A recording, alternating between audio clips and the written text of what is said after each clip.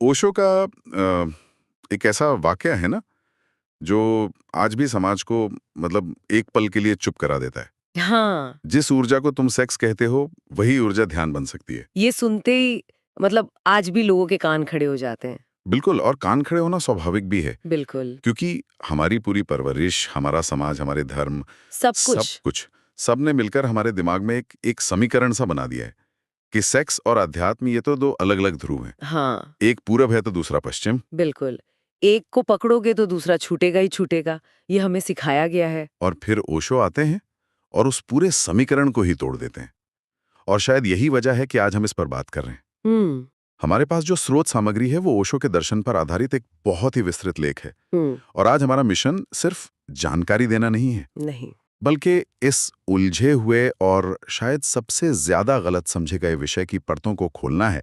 हम ये समझने की कोशिश करेंगे कि क्या ओशो वाकई समाज के नियमों को चुनौती दे रहे थे, या वो किसी ऐसी सच्चाई की तरफ इशारा कर रहे थे जिसे देखने की हमारी आदत ही नहीं है। और ये समझना बहुत जरूरी है, क्योंकि ये कोई कोई सिर्फ दार्शनिक बहस नहीं है, ये उस ऊर्जा की बात है जो हम सबके भीतर है। तो सवाल ये है कि उस ऊर्जा को हम अपना दुश्मन समझें या दोस्त। सही बात है। आज की चर्चा मेरे ख्याल से इसी सवाल का जवाब ढूंढेगी। तो चलिए शुरू करते हैं सबसे बुनियादी सवाल से।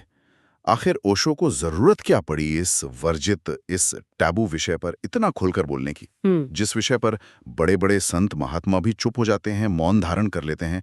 ओशो ने उसे अपने दर्शन का केंद्र क्यों बनाया? यहीं से ओशो की पूरी सोच की बुनियाद समझ में आती है। उनका जो मूल तर्क था वो ये था कि समाज जिस भी चीज को गलत या पाप कहकर दबाने की कोशिश करता है, हम्म। वो चीज खत्म नहीं होती, बल्कि और ज्यादा शक्तिशाली और विकृत होकर हमारे मन पर कब्जा कर लेती है। अच्छा, जिसे फोरबिडन फ्रूट इफेक्ट भी कहते हैं शायद। बिल्कुल। जिस फल को खाने से मना किया जाए, मन सबसे पहले उसी की तरफ भागता है। मतलब कि समाज ने सेक्स पर बात करने से मना किया, उस पर शर्म और अपराध बोध का एक पर्दा डाल दिया, और अनजाने में ही उसे एक ऑब्सेशन, एक जुनून बना दिया। एकदम सही पकड़ा आपने। जो एक बिल्कुल स्वाभाविक जैविक क्रिया थी, वो एक मानसिक बीमारी बन गई। हम्म। ओशो के मुताबिक सेक्स अपने आप में कोई समस्या था ही नहीं। समस्या थी समाज की दमनकारी सोच। उन्होंने देखा कि लोग बाहर से तो ब्रह्मचर्य की बड़ी बड़ी बातें करते हैं, लेकिन अंदर ही अंदर चौबीसों घंटे उनके मन में सेक्स ही घूमता रहता है। तो एक तरह का पाखंड हो गया। बिल्कुल। तो ओशो ने कहा, इस पाखंड को तोड़ना होगा। जिस चीज ने तुम्हारे पूरे मन पर कब्जा कर रखा है, उसे अंधेरे में रखने से काम नहीं चलेगा। उसे रोशनी में लाकर समझना पड़ेगा। लेकिन जब वो समझने की बात करते हैं, तो वो सेक्स को परिभाषित कैसे करते हैं? क्या वो इसे सिर्फ एक शारीरिक क्रिया के तौर पर देखते थे? बिल्कुल नहीं। और यही यही सबसे बड़ा फर्क है। उनके लिए सेक्स जीवन की मूल ऊर्जा थी। Life force energy. हाँ, अच्छा। ये वही सृजन की शक्ति है जिससे एक बच्चा पैदा होता है, एक फूल खिलता है, एक सितारा बनता है। ये पूरे ब्रह्मांड की रचनात्मक ऊर्जा है। और इसी बिंदु पर वो एक ऐसा सवाल पूछते हैं जो समाज के पूरे नैतिक ढांचे को हिला देता है। हाँ, मुझे याद है वो सवाल। जिस ऊर्जा से तुम्हारा जन्म हुआ है, जो तुम्हारे जीवन का स्रोत है, उसे तुम पाप कैसे कह सकते हो? जी। ये तो सीधे सीधे उस धारणा पर हमला है जो कहती है कि हम पाप से पैदा हुए हैं। सही कहा। यह सवाल सोचने पर मजबूर करता है। ओशो का कहना था कि जब आप जीवन के स्रोत को ही पाप मान लेते हो, तो आप अनजाने में जीवन के ही विरोधी हो जाते हो। आप खुद से नफरत करने लगते हो। बिल्कुल। उनका उद्देश्य भोग का प्रचार करना नहीं था, बिल्कुल नहीं, बल्कि उस विकृति और उस आत्मघृणा को खत्म करना था जो हजारों सालों के दमन से पैदा हुई थी।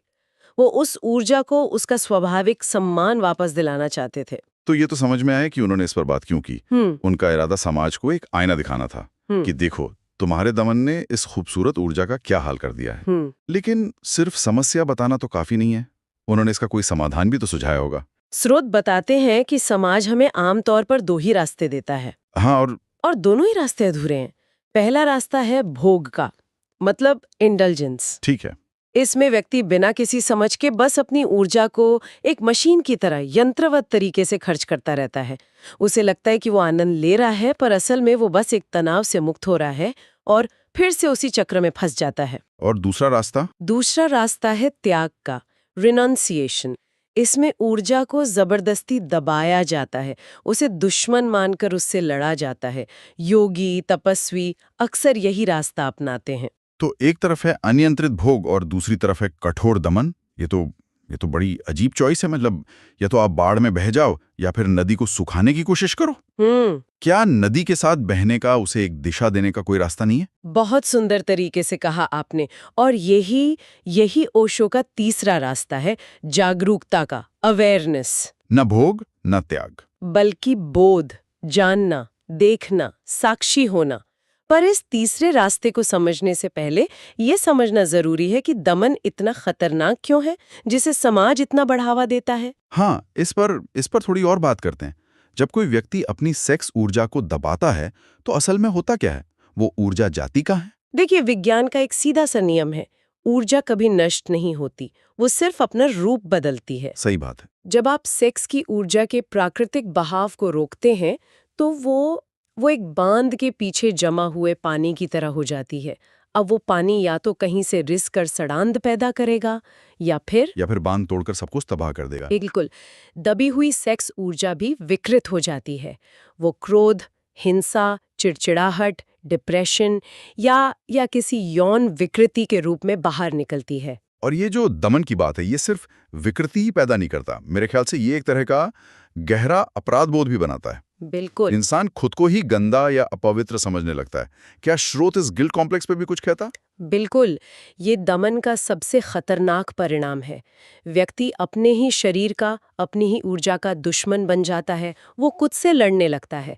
और ओशो का एक बहुत महत्वपूर्ण कथन है, क्या? दबी हुई सेक्स ऊर्जा कभी पवित्र नहीं हो सकती। क्योंकि दमन में अस्वीकार का भाव है, और जिसे आप स्वीकार ही नहीं करते, जिसे आप अपना हिस्सा ही नहीं मानते, आप उसे रूपांतरित कैसे कर सकते हैं? आप सिर्फ उससे लड़ सकते हैं और उस लड़ाई में आप ही हारेंगे। ठीक है, तो दमन का रास्ता एक बंद गली है। अब आते हैं जागरूकता के रास्ते पर। ये भोग और त्याग से अलग कैसे है? इसका मतलब क्या है? ऊर्जा के प्रति जागरूक होने का मतलब क्या है? जागरूकता का मतलब है ऊर्जा के उठने पर उसे बिना किसी अच्छे बुरे का लेबल लगाए देखना। बस देखना? हाँ, बस देखना। जैसे आप अपनी सांस को आते जाते देखते हैं, वैसे इस ऊर्जा को महसूस करना। ना तो उसके पीछे भागना है, जो कि भोग है, और ना ही उससे भागना है, जो त्याग है। बस ठहर कर साक्षी भाव से उसे देखना है। और इस देखने भर से, इस अवेयरनेस से होता क्या है? जादू की तरह ऊर्जा बदल कैसे जाती है? इसे एक बहुत सरल उदाहरण से समझ सकते हैं। पानी के 3 रूप होते हैं, बर्फ, पानी और भाप। है तो एक ही चीज, H2O, लेकिन चेतना यानी कि तापमान, उसके अलग अलग स्तर पर उसका रूप और गुण बदल जाता है, नहीं बन जाती है। और पानी बनने पर क्या होता है? वो अब सिर्फ शारीरिक नहीं रहता, उसमें भावना का प्रवाह होता है। वो 2 लोगों को जोड़ सकता है। और भाप? जब जागरूकता और गहरी होती है, ध्यान का ताप और बढ़ता है, तो वही प्रेम रूपी पानी प्रार्थना या ध्यान रूपी भाप बन जाता है। अब उसकी दिशा ऊपर की ओर हो जाती है, वो ऊर्ध्वगामी हो जाता है। मतलब ऊपर की ओर उठने लगता है? हाँ, वो फैलता है, असीम में मिलने को आतुर हो जाता है। ऊर्जा वही है, बस जागरूकता के स्तर ने उसका पूरा स्वरूप और उसकी पूरी दिशा बदल दी। प्रेम तक तो ठीक है, ये बात समझ में आती है। लेकिन प्रेम से प्रार्थना और फिर ध्यान, ये छलांग बहुत बड़ी लगती है। समाज तो सेक्स और ध्यान को दुश्मन मानता है। ओशो इन दोनों को जोड़ते कैसे हैं? यहीं पर उनका सबसे क्रांतिकारी विचार आता है, सेक्स से समाधि तक। हाँ, और वो इसे सिर्फ एक कल्पना की तरह नहीं, बल्कि एक मनोवैज्ञानिक प्रक्रिया की तरह समझाती हैं। वो कहती हैं कि इन दोनों अनुभवों में, जो सतह पर एक दूसरे के बिल्कुल विपरीत दिखते हैं, बिल्कुल, उनमें एक गहरी समानता है। एक ऐसा धागा है जो दोनों को जोड़ता है। क्या समानता? एक पूरी तरह से शारीरिक अनुभव और एक परम आध्यात्मिक अनुभव में क्या समान हो सकता है? अहंकार का विसर्जन, मैं का भाव कुछ पलों के लिए मिट जाना। अच्छा। ओशो समझाते हैं कि गहरे संभोग के क्षण में एक पल ऐसा आता है जब व्यक्ति भूल जाता है कि मैं कौन हूँ।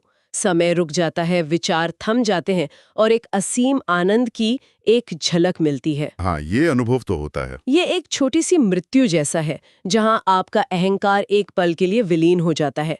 लेकिन समस्या यह है कि ये झलक क्षणिक होती है। रुकिए, ये बात तो सोचने वाली है। मतलब सेक्स में जो एक पल के लिए सब कुछ भूल जाने वाली फीलिंग आती है, ओशो कह रहे हैं कि समाधि उसी फीलिंग का परमानेंट वर्जन है। ये तो मैंने कभी सोचा ही नहीं था। आपने बिल्कुल सही समझा।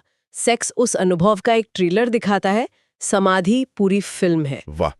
ध्यान में वही अहंकार का विसर्जन, वही मैं का मिटना स्थायी हो जाता है। वो झलक एक स्थायी अनुभव बन जाती है। इसीलिए ओशो का वो मशहूर कथन है, सेक्स एक झलक देता है, ध्यान स्थायी अनुभव देता है। मतलब सेक्स उस परम आनंद की एक खिड़की दिखाता है और ध्यान उस आनंद का दरवाजा ही खोल देता है। ये तो एक बिल्कुल नया दृष्टिकोण है। तो ऊर्जा वही है, बस चेतना का स्तर अलग है। लेकिन ये रूपांतरण होता कैसे है? चलिए एक आम इंसान के नजरिए से सोचते हैं। ठीक है। कोई सुन रहा है और सोचता है, ठीक है, मैं अपनी ऊर्जा को दबाना नहीं चाहता, पर इसे जागरूकता से देखूं कैसे? क्या इसका कोई प्रैक्टिकल तरीका स्रोत में बताया गया है? मतलब करना क्या है उस पल में? स्रोत के अनुसार ओशो इसकी एक बहुत ध्यानपूर्ण प्रक्रिया बताते हैं। वो कहते हैं कि यदि सेक्स को एक ध्यान की तरह अनुभव किया जाए तो ये यात्रा शुरू होती है। इसके लिए 3 चीजें बहुत जरूरी हैं। क्या है वो 3 चीजें? पहला, बिना किसी अपराध बोध के ये मानना कि ऊर्जा पवित्र और स्वाभाविक है। दूसरा, बिना किसी जल्दबाजी के इसे किसी लक्ष्य तक पहुंचने की दौड़ न बनाना। और तीसरा, जो सबसे महत्वपूर्ण है, क्या? पूरी चेतना और जागरूकता के साथ। पूरी चेतना के साथ? इसका मतलब क्या है? क्या अपनी सांसों पर ध्यान देना है या शरीर की संवेदनाओं पर? इसका मतलब है उस क्षण में पूरी तरह से मौजूद रहना। अपने साथी के प्रति, अपनी सांसों के प्रति, अपने शरीर में उठ रही हर संवेदना के प्रति पूरी तरह जागरूक होना। जब आप इतनी समग्रता से मौजूद होते हैं तो वो क्रिया सिर्फ एक शारीरिक घर्षण नहीं रह जाती, वो एक कम्युनियन, एक गहरा मिलन बन जाता है। वो ध्यान का रूप ले लेता है। अच्छा। और यहीं से रूपांतरण की सीढ़ी शुरू होती है। सेक्स प्रेम बनता है, प्रेम प्रार्थना बनता है, प्रार्थना ध्यान बनती है, और ध्यान परम चेतना यानी समाधि का द्वार खोलता है। इस पूरी प्रक्रिया में एक और शब्द बार बार आता है और वो है तंत्र। हाँ। और जब लोग तंत्र का नाम सुनते हैं तो उनके दिमाग में तुरंत पता नहीं क्यों विदेशी तरीकों, कामसूत्र या अजीबोगरीब यौन तकनीकों की तस्वीरें आने लगती हैं। और ये तंत्र के साथ हुआ सबसे बड़ा अन्याय है। समाज ने अपनी दमित वासनाओं के चश्मे से तंत्र के गहरे दर्शन को देखा और उसे सिर्फ कुछ शारीरिक तकनीकों तक सीमित कर दिया। ओशो इस पर बहुत जोर देते थे। वो कहते थे, तंत्र सेक्स नहीं सिखाता, तंत्र जागरूकता सिखाता है। सेक्स तो उस बड़ी प्रक्रिया का एक छोटा सा हिस्सा भर है।